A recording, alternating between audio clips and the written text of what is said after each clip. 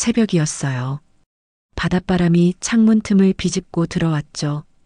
해운대 마린시티 34층. 내가 사는 이 집은 늘 바다 냄새와 함께 하루를 시작했어요. 나는 윤지현이에요. 올해 56. 해운대 초입에서 북카페를 운영하는 평범한 여자죠. 평범하다는 말이 참 아이러니해요. 28배 결혼해서 이제 결혼 생활 28년 차니까요. 딸아이는 서울에서 직장 다니고 남편 박도윤은 작년에 회사에서 명예퇴직했어요. 60살이에요. 평생 일만 하던 사람이 갑자기 시간이 생기자 골프에 미쳐버렸죠.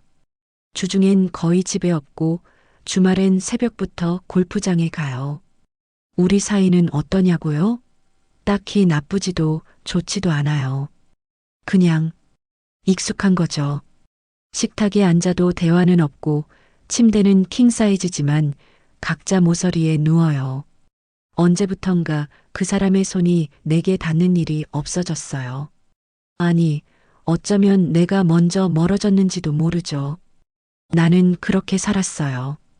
체면 유지하면서 북카페에서 손님들 맞이하고 매일 아침 해변 파워워킹하고 저녁엔 요가 수업 다니고요. 규칙적인 생활이 나를 지켜준다고 믿었어요. 감정이란 게 필요 없다고 그냥 이렇게 살면 된다고 말이죠. 그런데 그날 모든 게 흔들리기 시작했어요. 5월 초순 오후 2시쯤이었죠. 북카페 문 닫고 집에 왔어요. 엘리베이터 앞에서 택배 상자 하나를 들고 기다리는데 경비실 쪽에서 누군가 걸어 나오는 게 보였어요. 정혜성 씨, 우리 단지 주간 경비원이에요. 처음엔 그냥 스쳐가는 존재였어요. 로비에서 가끔 마주치면 고개 숙여 인사하는 정도였죠. 키가 크고 어깨가 넓고 목소리는 낮았어요. 항상 네이비색 경비복을 단정하게 입고 다녔고요. 나이는 54쯤 됐다고 들었어요. 그날도 평소처럼 안녕하세요 인사를 주고받았어요. 엘리베이터가 도착했고 우리는 함께 탔죠. 나는 34층, 그분은 42층 점검이 있다고 했어요. 엘리베이터 안은 조용했어요. 층수가 올라가는 소리만 들렸죠. 나는 핸드폰을 보는 척했고 정혜성 씨는 구석에 서서 가만히 있었어요.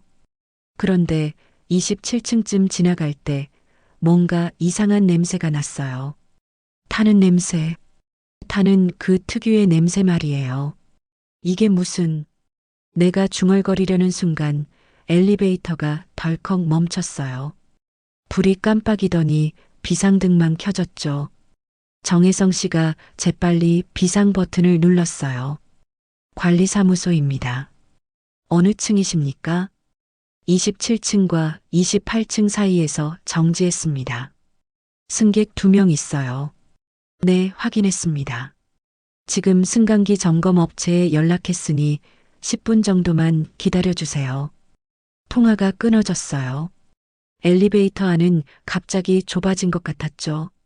비상등 불빛이 흔들리고 공기가 무거웠어요. 괜찮으세요? 정혜성 씨가 조심스럽게 물었어요. 나는 고개를 끄덕였죠. 사실 괜찮지 않았어요. 폐쇄 공간이 원래 조금 불편했거든요. 숨이 가빠졌어요. 숨을 천천히 쉬세요. 곧 나갈 수 있을 겁니다. 그의 목소리는 낮고 차분했어요. 이상하게 그 목소리를 듣자 조금 진정이 됐죠. 나는 벽에 기대서 심호흡을 했어요. 그때였어요. 정혜성 씨가 경비복 윗단추를 풀었어요. 엘리베이터 안이 더워서였겠죠. 에어컨이 멈췄으니까요. 그런데 그 순간 나는 본 거예요.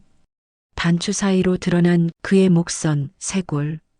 그리고 그 아래로 이어지는 윤곽. 나는 빠르게 시선을 돌렸어요. 너무 빠르게. 그런데 이미 늦었죠. 심장이 이상하게 뛰기 시작했어요. 얼굴이 뜨거워졌어요. 왜 그랬을까요? 단지 남자의 목선을 봤을 뿐인데. 아니, 남편도 남자잖아요. 28년을 같이 산 남자가 있는데 왜 낯선 사람의 목선에 이렇게 동요하는 거죠? 사모님, 정말 괜찮으세요? 얼굴이 빨개지셨는데. 아, 네. 괜찮아요. 그냥 좀 더워서요. 나는 급하게 손으로 얼굴을 부채질했어요. 시선은 계속 바닥으로 향했죠. 그런데 자꾸만 눈이 그쪽으로 가려고 했어요. 경비복 소매 밖으로 나온 그의 손목. 튼튼하고 거친 일하는 사람의 손이었어요. 10분이 연 것 같았어요.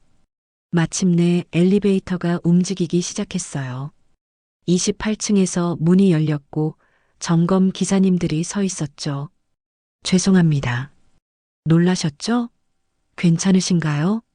네, 괜찮습니다. 나는 서둘러 밖으로 나왔어요. 정혜성 씨도 뒤따라 나왔죠.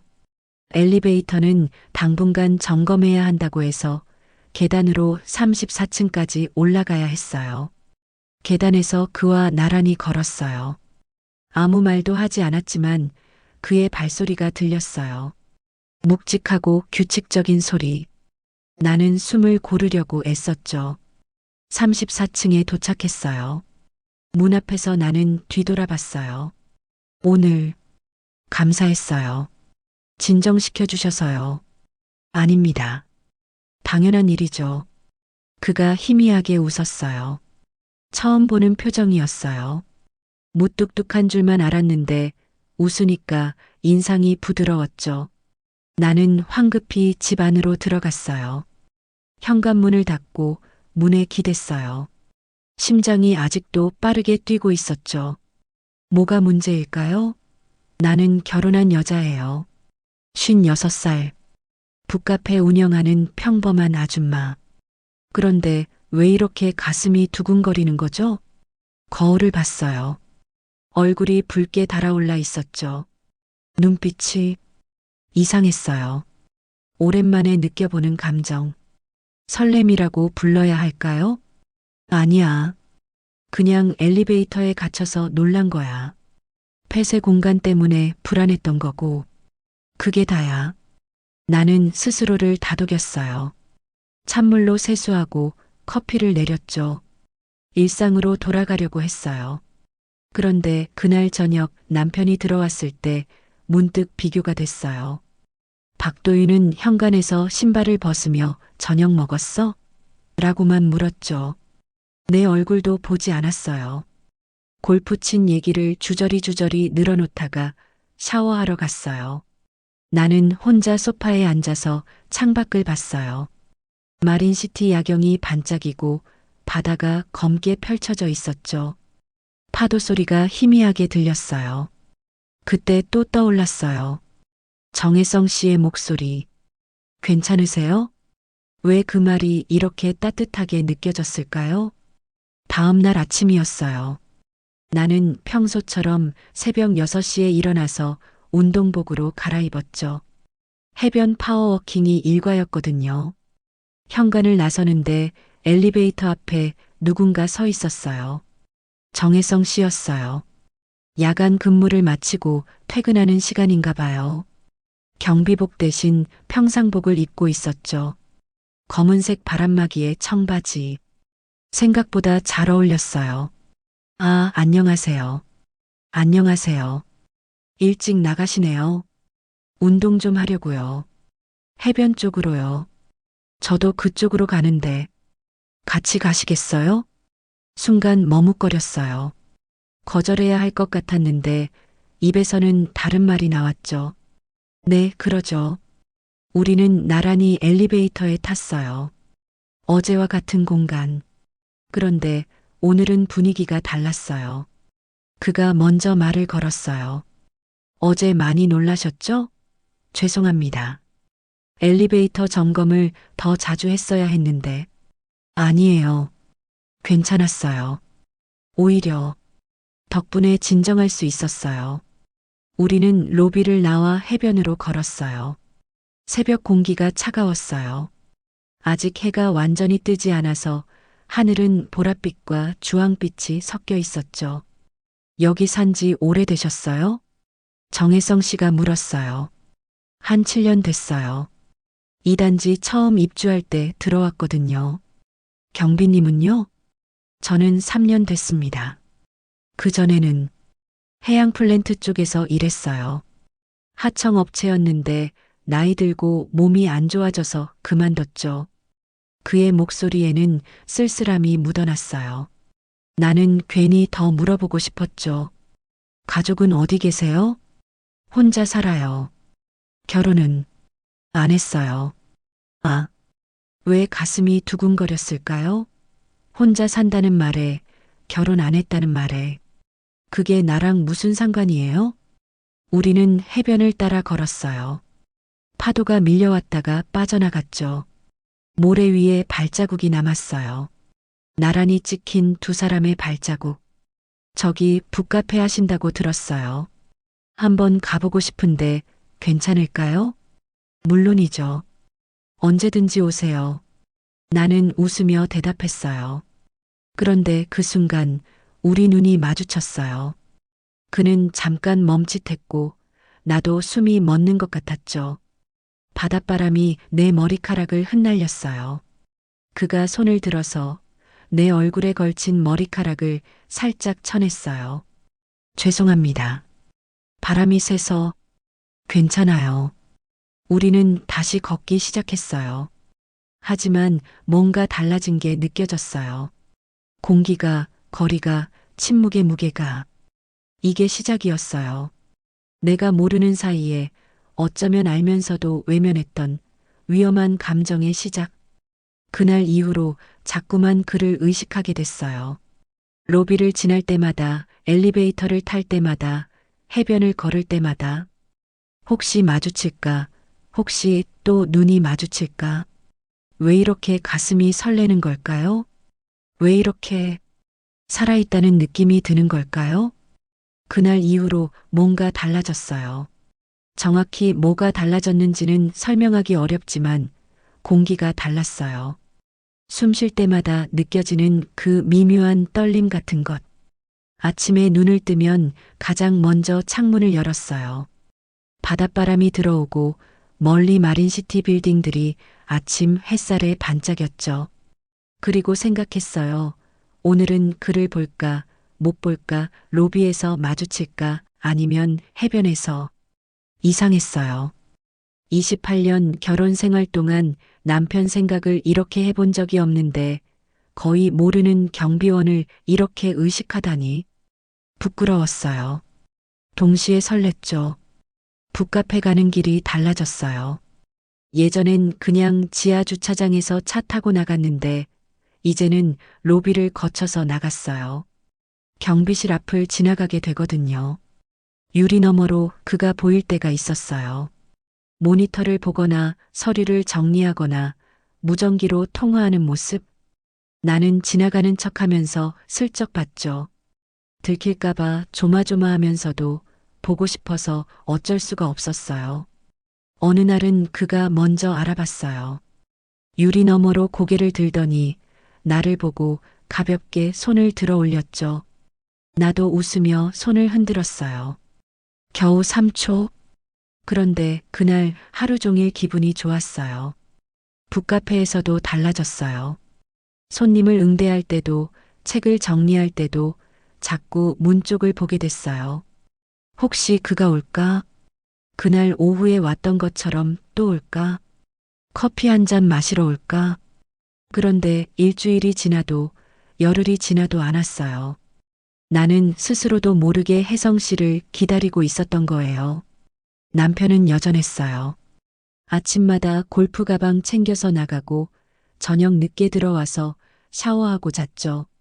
우리는 같은 침대에 누워 있지만 서로 등을 돌리고 있었어요. 그 사람의 숨소리가 들렸어요.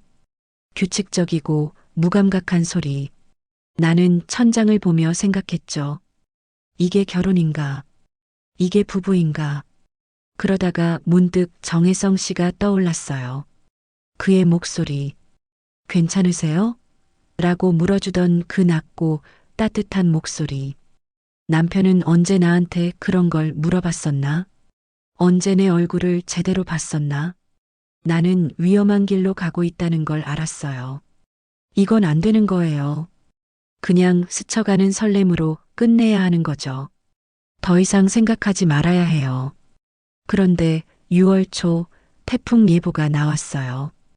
부산 쪽으로 온다고 했죠. 단지 관리사무소에서 문자가 왔어요. 베란다 화분 정리하고 창문 점검하고 지하 주차장 침수 대비하라고요. 그날 오후 나는 베란다에서 화분을 옮기고 있었어요. 바람이 세졌어요. 하늘이 회색으로 변하고 바다도 거칠어졌죠. 그때 아래층 베란다에서 누군가 올려다봤어요. 정혜성 씨였어요. 각층 베란다 창문 점검을 하고 있었던 거죠. 우리 눈이 마주쳤어요. 바람 때문에 머리카락이 날렸고 나는 그걸 쓸어 올렸어요. 그가 뭔가 말하려는 것 같았지만 거리가 멀어서 들리지 않았죠. 그는 그냥 웃었어요. 나도 웃어줬고요. 그날 저녁 태풍이 왔어요.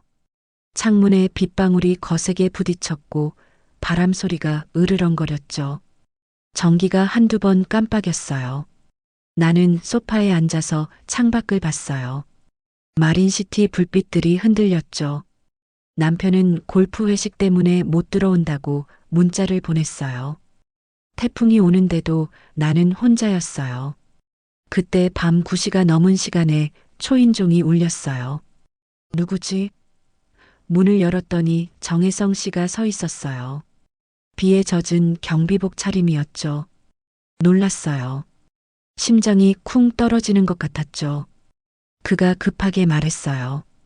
베란다 쪽 창문 틀에 문제가 있을 수 있다고 한번 확인해야 한다고 했어요. 나는 그를 안으로 들였어요. 그가 베란다로 갔어요.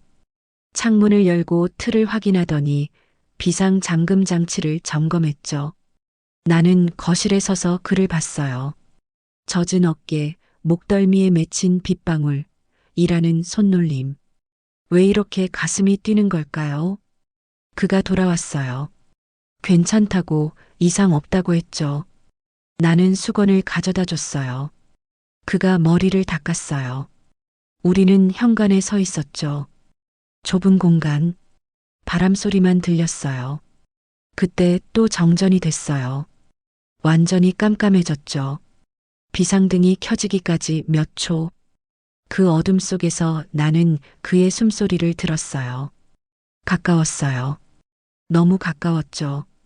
비상등이 켜졌어요. 우리는 마주보고 있었어요.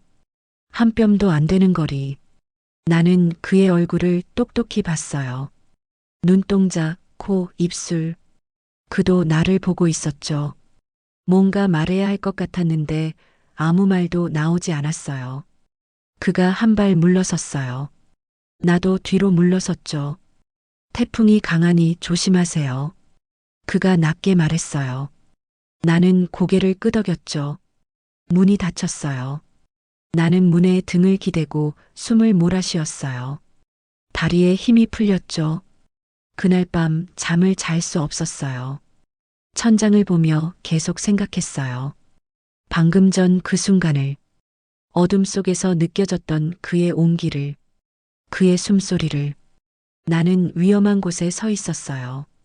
아직은 선을 넘지 않았지만 그 선이 점점 흐려지고 있었죠. 다음 날 아침 태풍이 지나갔어요. 하늘이 맑았고 바다가 잔잔했어요. 나는 해변으로 나갔어요. 해변을 달리려고요. 모래 위에 태풍이 남긴 흔적들이 있었어요. 부서진 나뭇가지, 해초, 떠내려온 쓰레기들. 나는 그걸 밟으며 걸었죠. 그때 뒤에서 누군가 불렀어요. 정혜성 씨였어요. 평상복 차림으로 걸어오고 있었죠. 나는 멈춰 섰어요. 우리는 또 나란히 걸었어요. 아무 말 없이 파도 소리, 갈매기 울음소리, 바람 소리만 들렸죠. 얼마나 걸었을까요? 동백섬이 보이는 곳까지 왔을 때 그가 멈춰 섰어요. 나도 멈췄죠. 그가 바다를 보며 말했어요. 어젯밤 실례했습니다. 너무 가까이 있어서 놀라셨죠. 나는 고개를 저었어요. 괜찮다고, 오히려 확인해줘서 고맙다고 했죠. 그가 나를 봤어요.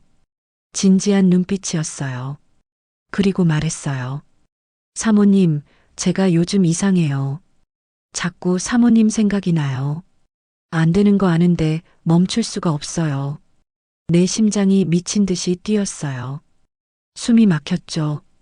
나도요 라고 대답하고 싶었어요. 나도 그렇다고. 매일 당신 생각을 한다고. 이건 잘못된 거 아는데 멈출 수가 없다고. 그런데 입이 떨어지지 않았어요.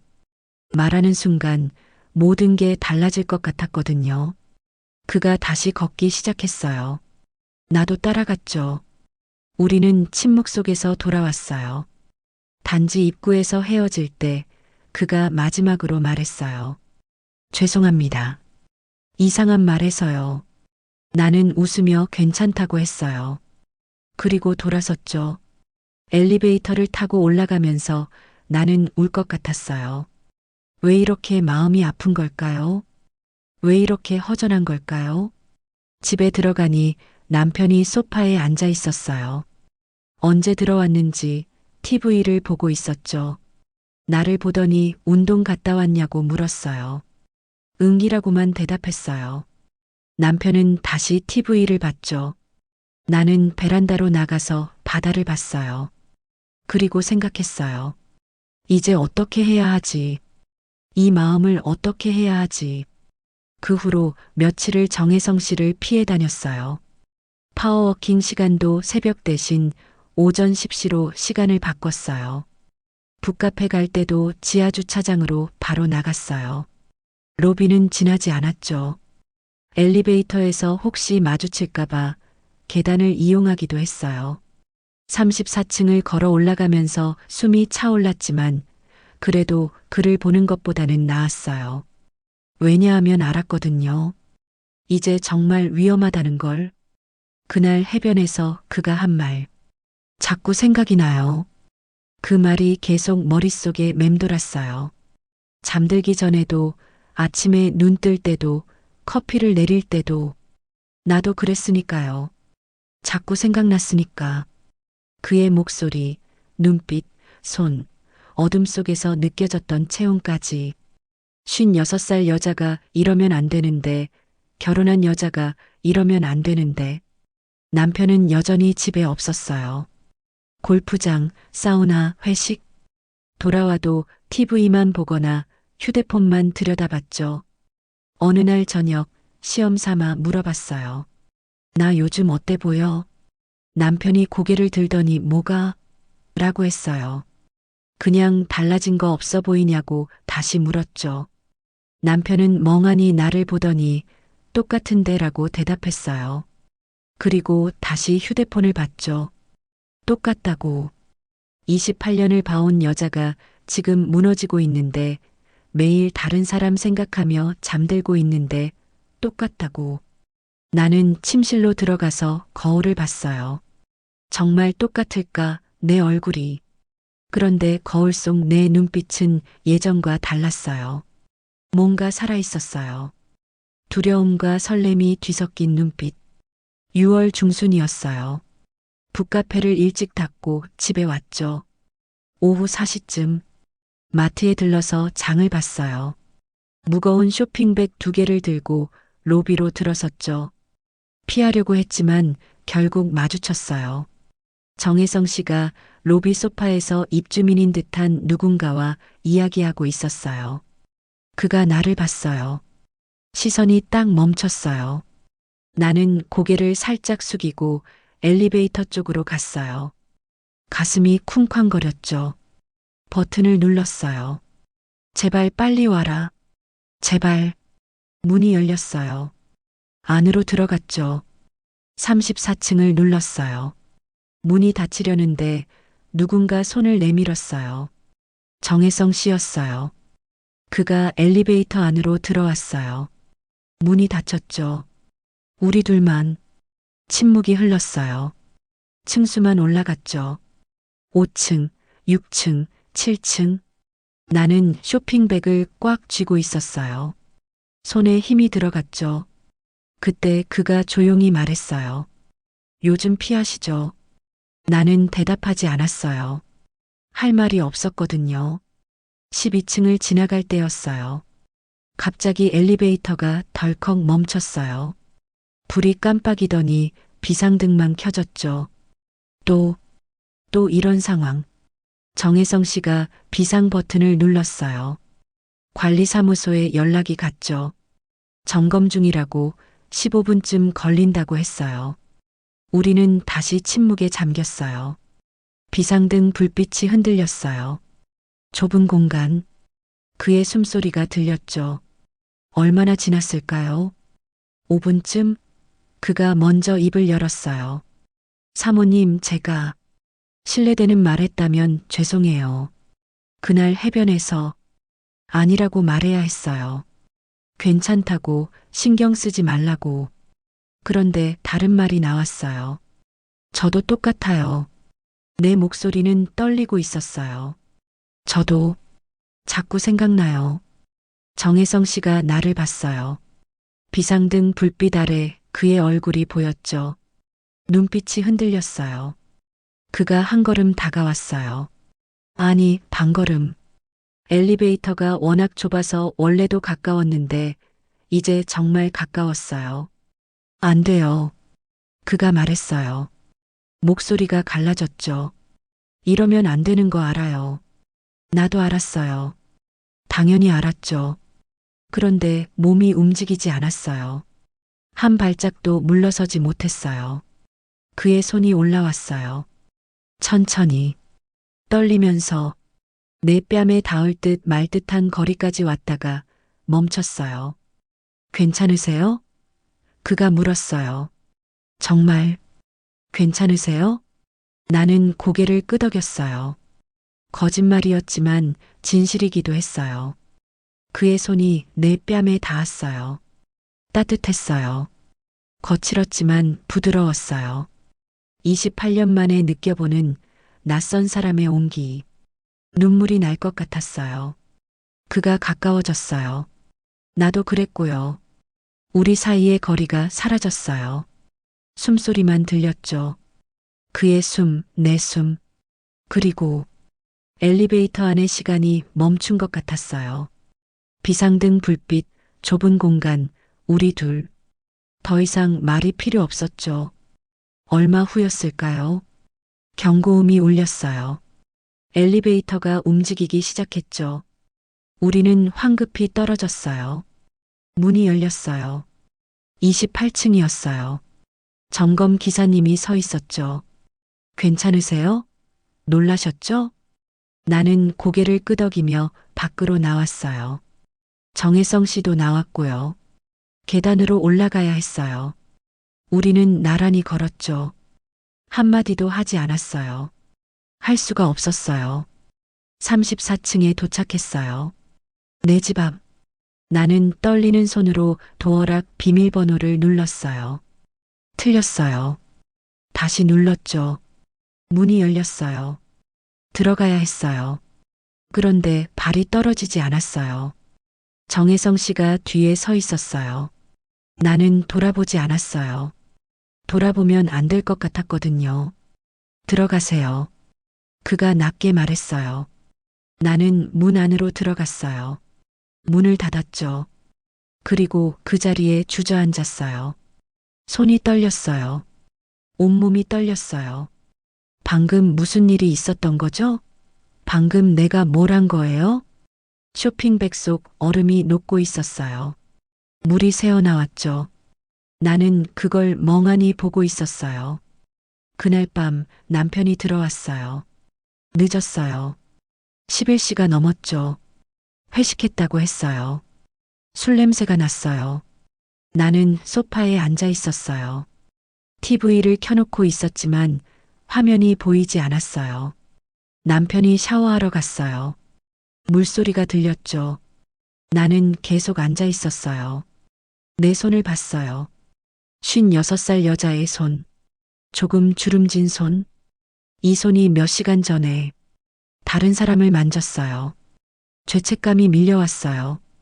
동시에 이상한 감정도 왔어요. 살아있다는 느낌, 존재한다는 느낌, 누군가에게 여자로 보인다는 느낌. 샤워가 끝나고 남편이 나왔어요. 침실로 들어가더니 곧 코 고는 소리가 들렸죠. 나는 베란다로 나갔어요.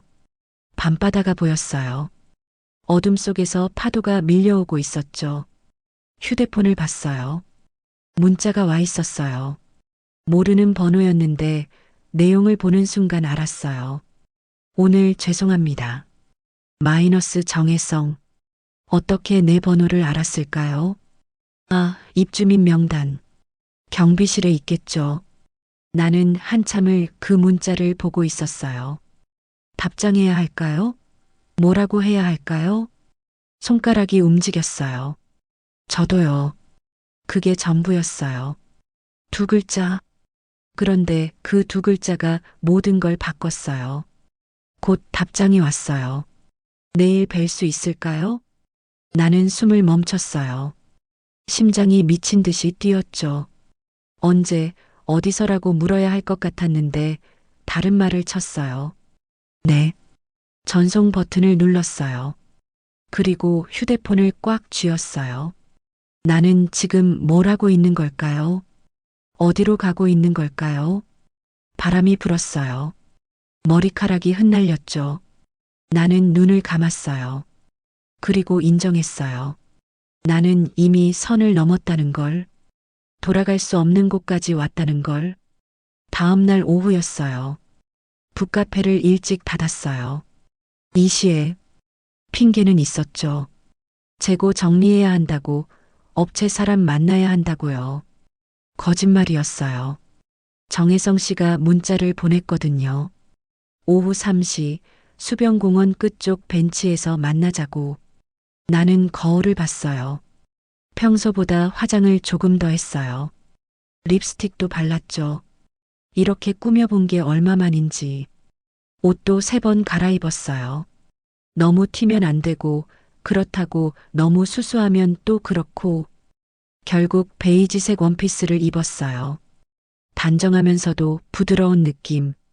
거울 속 내 모습이 낯설었어요. 56살 여자가 아니라 그냥 한 명의 여자 같았죠.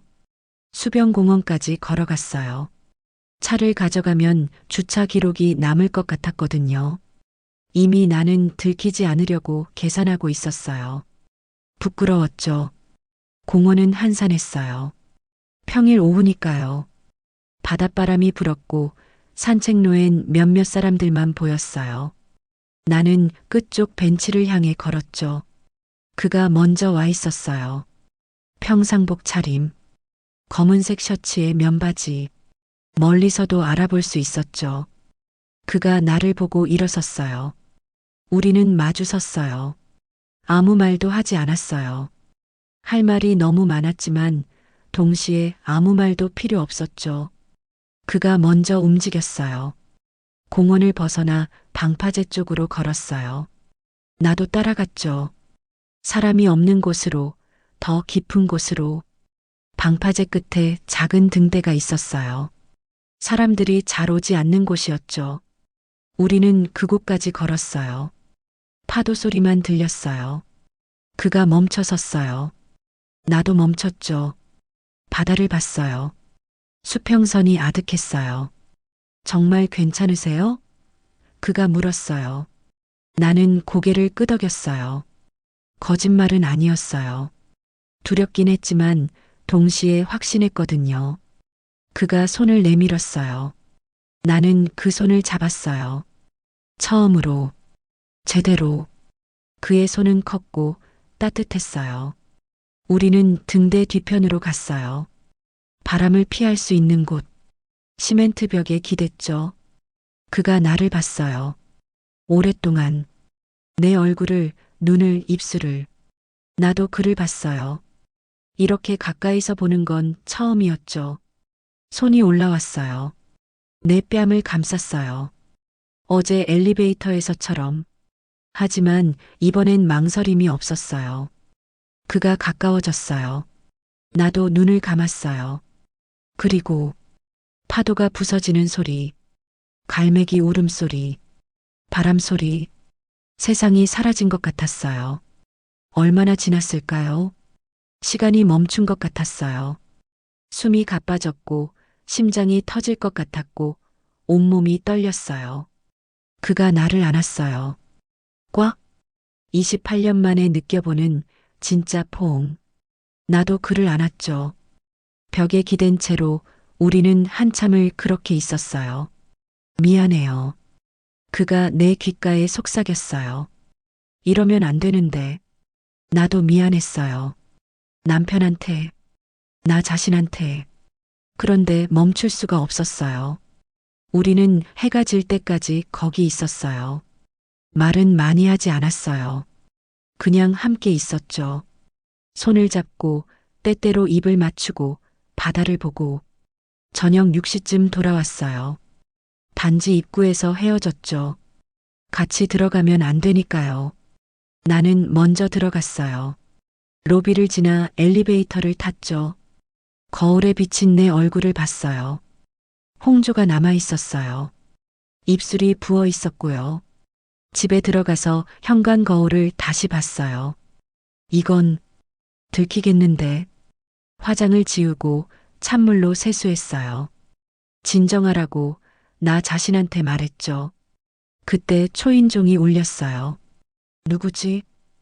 문을 열었더니 같은 층에 사는 수진이 언니였어요. 지연아. 집에 있었네. 아까 공원 쪽에서 봤는데 맞았구나. 심장이 철렁했어요. 공원? 나 북카페에 있었는데. 아, 그래. 내가 잘못 본가 보다. 뒷모습이 너랑 비슷해서. 그 베이지색 원피스 말이야. 나는 웃으며 아니라고 했어요. 오늘 카페 정리하느라 바빠서 나가지도 못했다고. 거짓말이 자연스럽게 나왔어요. 무서웠죠. 수진이는 그냥 넘어갔어요. 김치 좀 나눠주러 왔다며 통을 건넸죠. 고맙다고 하고 문을 닫았어요. 등을 문에 기댔어요. 숨이 가빠졌어요. 벌써 들킬 뻔했잖아요. 조심해야 해요. 더 조심해야 해요. 그날 밤 남편과 저녁을 먹었어요. 묵묵히, 대화 없이. 남편은 휴대폰만 봤어요.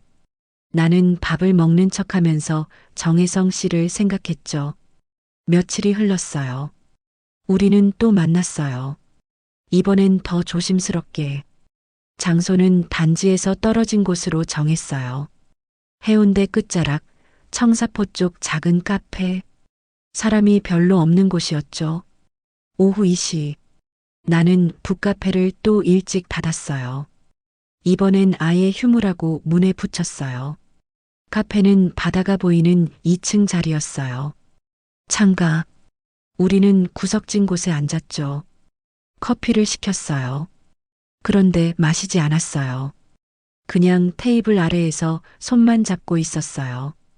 그가 내 손등을 쓰다듬었어요. 천천히. 나는 눈을 감았어요. 이렇게 작은 접촉에도 온몸이 반응했어요. 사모님, 이름 불러요. 지연이요. 내가 말했죠. 지연이라고 불러요. 그가 희미하게 웃었어요. 그리고 낮게 속삭였어요. 지연 씨. 심장이 녹는 것 같았어요.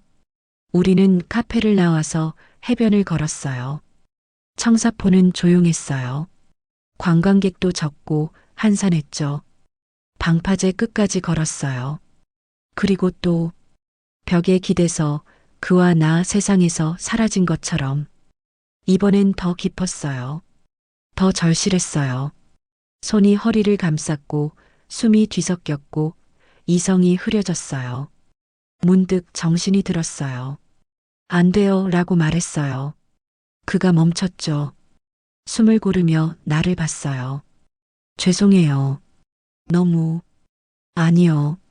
내가 말했어요. 제가 무서운 거예요. 뭐가요?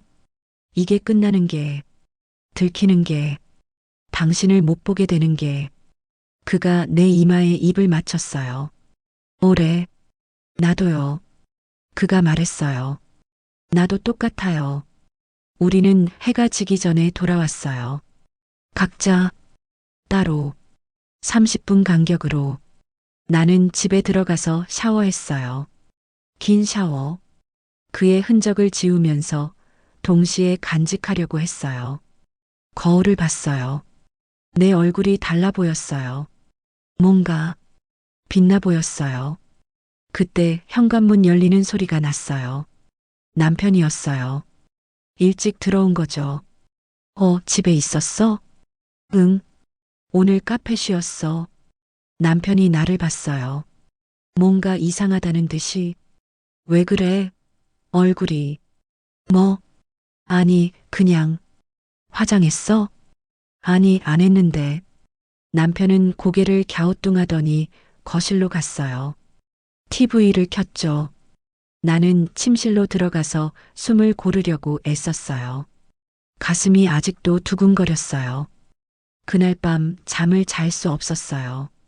오늘 일이 계속 떠올랐거든요. 그의 손길, 목소리, 숨결. 모든 게 선명했어요. 휴대폰을 봤어요. 정혜성 씨한테서 문자가 와 있었어요. 오늘 행복했어요. 나는 한참을 그 문자를 보고 있었어요. 답장을 쓰려다가 지웠어요. 여러 번. 결국 이렇게 썼어요. 저도요. 그런데 우리 조심해야 해요. 곧 답장이 왔어요. 알아요. 그래도 못 참겠어요. 나도 그랬어요. 알면서도 위험한 걸 알면서도 멈출 수가 없었어요. 휴대폰을 끄고 침대에 누웠어요. 남편은 이미 자고 있었죠. 코 고는 소리가 들렸어요. 나는 천장을 보며 생각했어요. 이게 언제까지 갈 수 있을까? 언제까지 숨길 수 있을까? 그리고 더 무서운 질문. 들켰을 때 나는 어떻게 될까? 6월 말이었어요. 장마가 시작됐죠. 우리는 더 자주 만났어요. 일주일에 두세 번. 청사포, 송정, 기장 쪽 조용한 카페들. 매번 다른 곳으로. 매번 조심스럽게. 그런데 한계가 있었어요. 카페에서, 해변에서 우리가 할 수 있는 건 손잡는 것, 짧은 입맞춤, 그게 전부였죠. 더 원했어요. 우리 둘 다. 7월 첫째 주 목요일이었어요. 비가 쏟아지는 날. 정혜성 씨가 문자를 보냈어요. 오늘 시간 돼요? 나는 손이 떨리면서 답장했어요. 네. 제대로. 만나고 싶어요. 그게 무슨 뜻인지 알았어요. 나도 원했으니까요. 오후 2시. 기장 쪽 작은 모텔이었어요. 단지에서 한참 떨어진 곳. 나는 차를 몰고 갔어요. 선글라스를 끼고 모자를 눌렀었죠. 주차장에서 내렸을 때 다리가 후들거렸어요. 로비에 들어갔어요. 프런트 직원이 말했어요. 307호 예약 손님이시죠? 키를 받았어요. 손이 떨렸어요. 복도를 걸었어요. 307호. 문 앞에 섰어요. 키를 넣고 문을 열었어요. 혜성 씨가 창가에 서 있었어요. 이미 와 있었던 거예요. 그가 돌아봤어요. 우리는 아무 말도 하지 않았어요. 문이 닫혔고 빗소리만 들렸어요. 창문에 빗방울이 흘러내렸죠. 그가 다가왔어요. 나도 한 걸음 다가갔어요. 손이 맞닿았고 시선이 얽혔고 숨이 뒤섞였어요. 정말 괜찮아요? 그가 마지막으로 물었어요. 나는 고개를 끄덕였어요. 이번엔 확신했어요. 원해요. 내가 말했어요. 당신을. 그 말이 끝나기 무섭게 우리는 서로를 껴안았어요. 28년 만에 그날 처음으로 다른 남자를 받아들였습니다. 창밖으로 비가 쏟아졌어요. 천둥 소리가 멀리서 들렸죠. 빗소리, 숨소리, 심장소리. 세상이 흐려졌어요. 커튼이 흔들렸고 에어컨 바람이 불었고 희미한 불빛만 남았어요. 나는 눈을 감았어요. 그의 손이 내 등을 쓸어내렸고 내 손은 그의 어깨를 감쌌어요. 시간이 얼마나 지났는지 몰랐어요. 1시간? 2시간? 비는 계속 내렸고 우리는 그 속에서 세상을 잊었어요. 이불 속에서 그의 품에 안겨서 나는 처음으로 완전해진 것 같았어요. 28년 동안 비어있던 무언가가 채워진 느낌. 그가 내 머리칼을 쓸어 넘기며 말했어요. 사랑해요, 지연 씨. 눈물이 났어요. 오랜만에 듣는 말. 아니, 어쩌면 제대로 듣는 건 처음이었죠. 나도요. 나는 속삭였어요. 나도 사랑해요. 우리는 해질 때까지 거기 있었어요. 이야기하고, 웃고, 다시 껴안고, 마치 이게 마지막인 것처럼. 저녁 6시쯤 나왔어요. 비는 그쳤고, 하늘이 조금 밝아졌죠. 주차장에서 헤어지면서 그가 말했어요. 행복했어요. 나도요. 정말로. 차를 몰고 집으로 돌아왔어요. 단지에 들어서는데 가슴이 두근거렸어요. 다행히 아무도 없었죠. 집에 들어가서 샤워했어요. 긴 샤워. 그의 흔적을 지우면서 동시에 간직하려고 했어요. 거울을 봤어요. 내 얼굴이 달라 보였어요. 뭔가 빛나 보였어요. 그때 현관문 열리는 소리가 났어요. 남편이었어요. 일찍 들어온 거죠. 집에 있었어? 응. 오늘 카페 쉬었어. 남편이 나를 봤어요. 뭔가 이상하다는 듯이. 왜 그래? 얼굴이. 뭐? 아니, 그냥. 화장했어? 아니, 안 했는데. 남편은 고개를 갸우뚱하더니 거실로 갔어요. TV를 켰죠. 나는 침실로 들어가서 숨을 고르려고 애썼어요. 가슴이 아직도 두근거렸어요. 그날 밤 잠을 잘 수 없었어요. 오늘 일이 계속 떠올랐거든요. 그의 손길, 목소리, 숨결. 모든 게 선명했어요. 휴대폰을 봤어요. 정혜성 씨한테서 문자가 와 있었어요. 꿈 같았어요. 당신과의 시간. 나는 답장했어요. 저도요. 다시 보고 싶어요. 언제든. 그 후로 일주일에 한두 번씩 만났어요. 매번 다른 곳에서 모텔이 아니라 외곽 쪽 펜션이나 아예 울산까지 가기도 했어요. 조심했어요. 정말로. 그런데 완벽하게 숨길 수는 없었어요. 7월 셋째 주 수진이 언니가 또 우리 집에 왔어요. 저녁 6시쯤이었죠. 지연아, 요즘 되게 예뻐졌다. 무슨 일 있어? 무슨 일은? 그냥 운동 열심히 해서 그런가 봐. 운동? 어디서 해? 해변? 응, 파워워킹. 나도 같이 하자. 내일 아침 어때? 순간 당황했어요. 내일 아침엔 정혜성 씨 만나기로 했거든요. 내일은 카페 일찍 열어야 해서. 그래, 요즘 카페 자주 쉬는 것 같던데. 괜찮아? 응, 괜찮아. 손님 별로 없어서. 수진이는 의미심장하게 웃었어요. 뭔가 알고 있는 것 같은 표정이었죠. 지연아, 너 혹시 뭐? 아니야. 그냥 조심해. 등골이 서늘해졌어요. 수진이는 그냥 갔지만 나는 불안했어요. 그날 밤 더 큰 일이 생겼어요. 남편이 갑자기 휴대폰을 달라고 했어요. 왜? 그냥 내가 쓸 게 있어서. 지금 쓰고 있는데. 뭐 하는데? 누구랑 문자해? 아무도 아니야. 카페 거래처. 남편이 휴대폰을 뺏으려고 했어요. 나는 황급히 화면을 끄고 잠갔죠. 왜 그래? 보여줄 수 없는 거라도 있어? 아니, 그냥 사생활이잖아. 부부 사이에 무슨 사생활이야. 남편의 눈빛이 달라졌어요. 의심, 확신. 그 사이 어딘가. 요즘 이상해. 자주 나가고 얼굴도 달라지고. 무슨 일 있는 거 아니야? 무슨 일은 무슨 일. 그냥 피곤해서 그래. 진짜? 진짜야. 남편은 한참을 나를 쳐다봤어요. 그리고 돌아서서 나갔죠. 나는 주저앉았어요. 손이 떨렸어요. 이제 정말 위험해졌어요. 혜성 씨한테 문자를 보냈어요. 우리 잠시 만나지 말아요. 곧 전화가 왔어요. 나는 화장실로 들어가서 받았어요. 왜요? 무슨 일 있어요? 남편이 의심하는 것 같아요. 그가 한숨을 쉬었어요. 그럼 어떻게 해요? 이대로 끝내야 해요? 끝.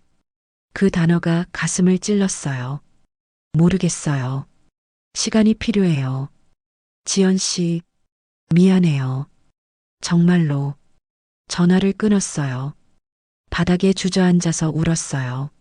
소리 없이 며칠이 지났어요. 혜성 씨를 보지 않았어요. 문자도 전화도 하지 않았죠. 로비를 지날 때 경비실이 보였어요. 그가 있는지 없는지 확인하지 않았어요. 고개를 돌렸어요. 그런데 견딜 수가 없었어요. 하루하루가 지옥 같았어요. 남편은 여전했고, 집은 여전히 텅 비어 있었고, 나는 다시 혼자였어요. 7월 마지막 날, 북카페를 닫고 있는데 문이 열렸어요. 혜성 씨였어요. 우리는 말없이 서로를 봤어요. 그의 눈이 충혈돼 있었어요. 나도 그랬겠죠. 보고 싶었어요. 그가 말했어요. 나도요. 그가 다가왔어요. 나도 다가갔어요. 우리는 카페 한가운데서 껴안았어요. 그리고 결정했어요. 이제 선택해야 한다는 걸. 이대로 끝낼 건지 아니면 계속 갈 건지. 나는 그를 떼어냈어요. 힘들었지만 해야 했어요. 안 돼요. 내가 말했어요. 우리 이러면 안 돼요. 알아요. 그가 말했어요. 알지만 나 결혼했어요.